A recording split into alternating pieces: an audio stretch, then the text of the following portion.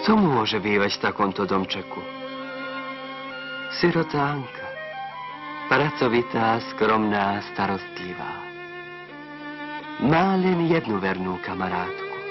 Krásnu bielu hrdličku, ktorá sa svojím milým hrkútaním prihovára jej toprému srdcu.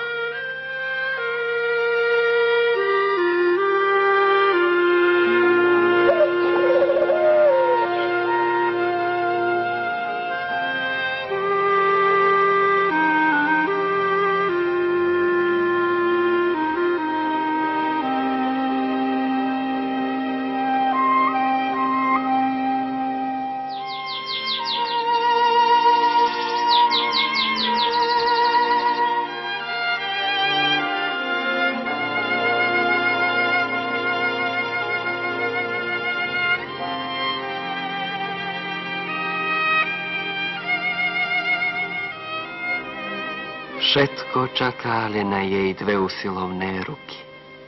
Treba sa starať o vinohrad. Domček vždy musí byť zriadený. Šaty oprané.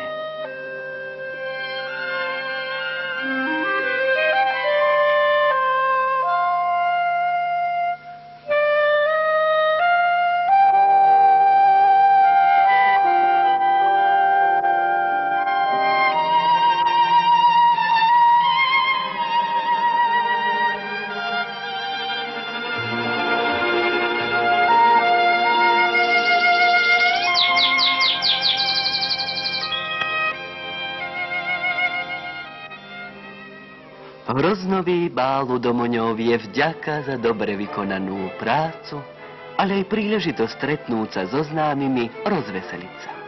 Dievčatá cifrujú pozvánky, majú z nich radosť, ako aj tí, ktorí ich dostanú. Janko, počuj, dobre sme zostavili pozvánky na bal. Či to napočujem? Pozvánka na Hroznový bal, ktorý bude v nedeľu 6. októbra u Janka Domoního v Brehách so začiatkom o 17. hodine. Dobre, výborne. Nezabudnite povedať všetkých mládencov, aj dievčatá. Aj to zavoláme.